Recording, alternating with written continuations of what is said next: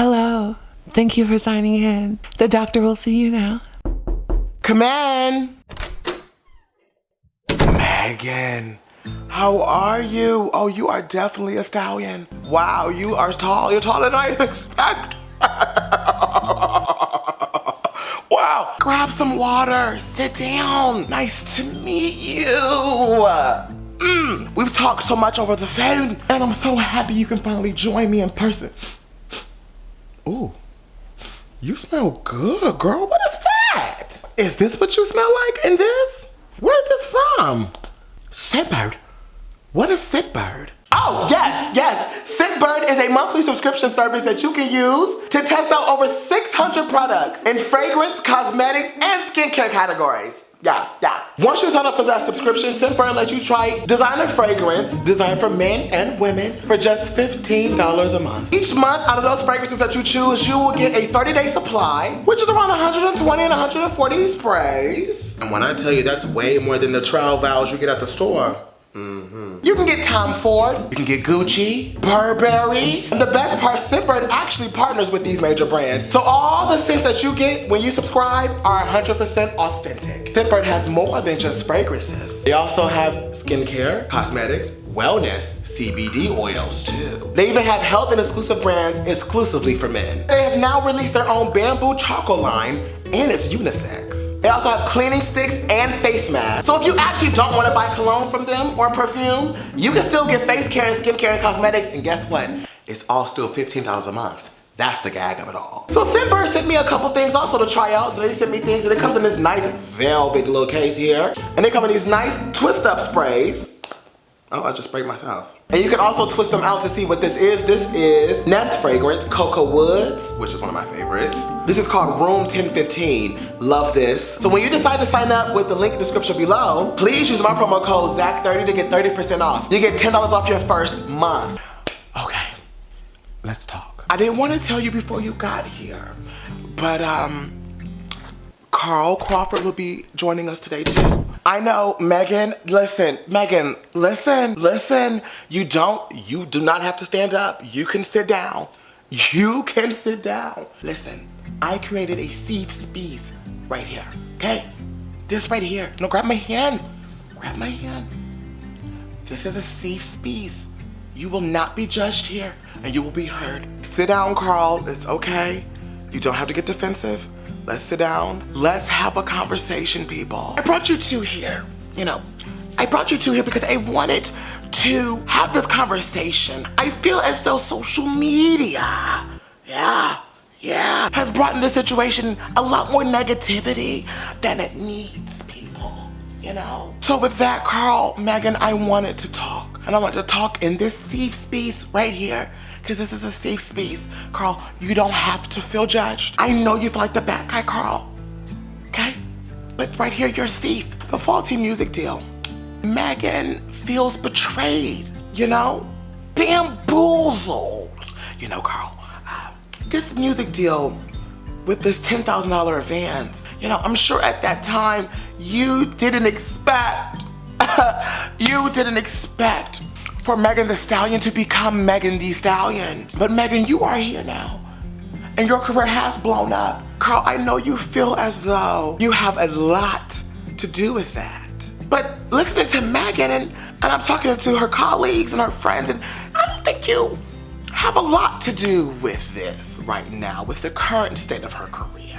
I think that sometimes, Carl, we feel as though we started something and you feel like you have the last say so to finish it, but in actuality, you are a stepping stone. 1501. Yeah. And I think, Megan, we're looking at this as a stepping stone, and that's okay. She's not trying to leave. Well, she wasn't trying to leave. I know, Megan. I know. Megan wanted to spread her wings, Carl. Megan, is that right? Yeah. With being a stepping stone, when you break down those walls, and sometimes when you find an artist, sometimes that artist is going to spread their wings and fly. I had this situation a while back with one of my good friends, Gaga. Yeah, we talked with her and Akon. They had this situation a couple years ago, actually, where, you know, Akon felt as though he found Gaga and basically she owed her career to him, but in actuality, it's called a stepping stone. And when you, Carl, sometimes step out of that place as a stepping stone and feel like you're awarded more than you put out. Yeah. That can cause issues, Carl. I want to congratulate you, Megan. Let me tell you something. You've covered this up well. You were out here promoting songs and things, doing live TV shows, and we had no idea. Yeah, we had no idea that this was going on, Megan. When you signed with Def Jam, I was very, very happy, and I was very proud of you. But I do feel, though, you should have told Carl. Maybe a phone call, maybe a feast-to-feast, an email, personal letter, or something from you. Now, even though things were rocky with you guys for a while, you know, we talked on the phone a couple months ago, and this has been going on for a minute. I do think, Megan, that Carl at least deserved, you know, a little bit of a 411. Just a little bit of a little heads up, like, hey, I'm gonna get new management around here, okay? Doesn't mean that I don't like you, but you only can take me so far. You've gotta communicate those things, Megan. You know, Megan, you've gotta communicate those things. A lot of things like this could have been avoided if we just had communication.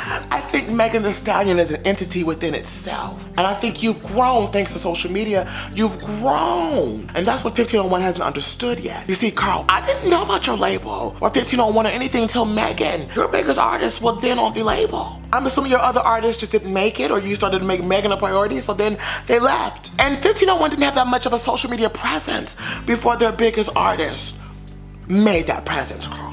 You came out public first, Carl, about this whole situation. And you use the word own a lot, Carl, in your interviews. Megan's human, right? She's human first. Megan, you're human first. To say you own her is terrible. You may own the music, you may own the name, but you do not own Megan. Now, if she was to buy back her name and to buy her music rights, then now what do we have for you? 1501, Carl. Yeah. You have to get a restraining order, Megan, and now a lawsuit. This is something that Megan doesn't need as press. Not right now. You're an independent label, but this makes you look greedy. That aura of greed, Carl. It's terrible. And when you invite those toxic energies, it starts to cause chaos. Yeah, and you know, when you bring chaos around, there's so much potential that could be successful. And their songs debut at number 30 with no promotion besides social media and no big push from 1501. Well, the song starts to fall, and we know the reason why now.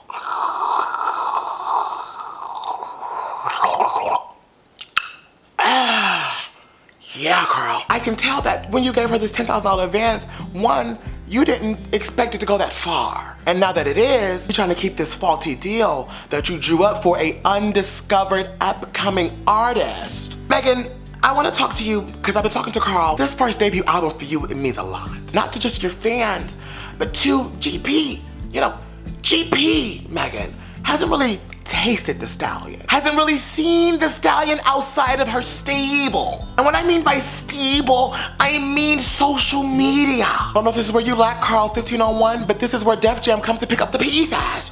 You know, Megan needs more traditional press. Not a shade room repost, not a retweet. Megan, you've dominated social media.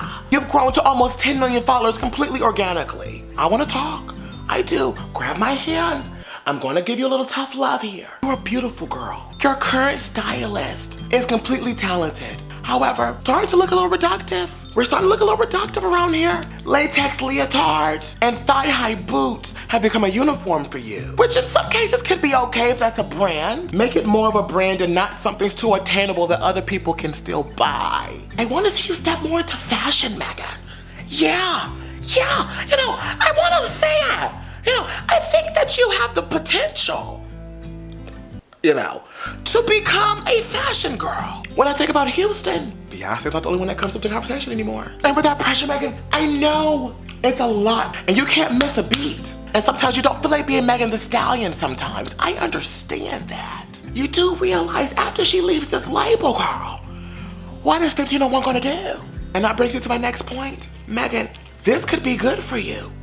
I know this sounds crazy, but this could be good for you. Taylor Swift went through something like this recently with Scooter Braun. Right around the same time she promoted Lover. It gave her this push as a woman, the Me Too movement, and supporting her, showing that she could be a strong, independent white woman. With that, her fans soaked it up, bought Lover, show a message to Scooter Braun that, hey, we don't need you or Big Machine. You releasing a superb album, making your image even grander, and making Carl feel as though this was a less than smart decision. It's going to make people love you even more.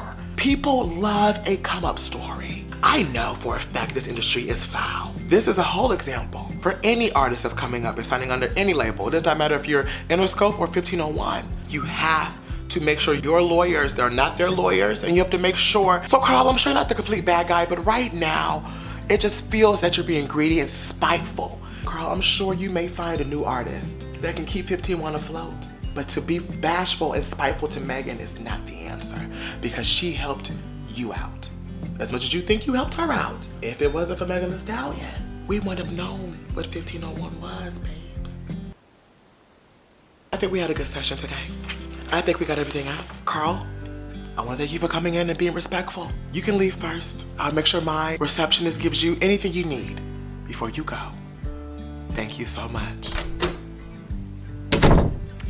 Megan, you are an amazing artist. You have a couple things we need to twist and tweak to really reach your full potential, but you are an amazing artist. I appreciate you for being an independent artist and an independent woman in this very misogynist musical industry. And thank you so much for coming in. I want to give you this. I want to give you that. If you need anything, give me a ring-a-ding-a-ding, ask for Dr. Tired Ass, and we can connect. Thank you for coming in, boo.